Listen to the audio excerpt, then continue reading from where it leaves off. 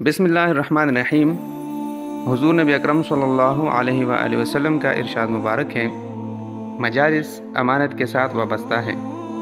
इस हदीस में मजलिस के आदाब में से बयान फरमाया गया है कि मजलिस की तमाम बातें मसलहत और असहाब मजलिस की इजाज़त के बगैर दूसरों से उसका इजहार नहीं करना चाहिए।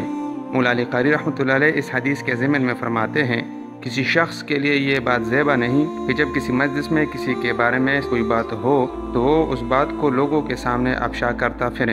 हाँ, 3 मजलिसों की बातों को अफशा करने की इजाज़त है, जिसमें किसी के नाहक कत्ल की बात हो रही हो, किसी औरत की असमत को लूटने की बात हो रही हो, किसी का माल नाहक लेने की बात हो रही हो। इसमें हुक्म है कि उनके मुतालिका लोगों को फ़ौरन आगाह कर दे ताकि वो अपने आप को बचा लें। शेख अब्दुल हक मुहद्दिस देहलवी रहमतुल्लाह अलैह फरमाते हैं कि उस मजलिस की बात को भी अफशा करें जिसमें दीन या कौम को नुकसान पहुँचाने की गुफ्तगू हो रही हो।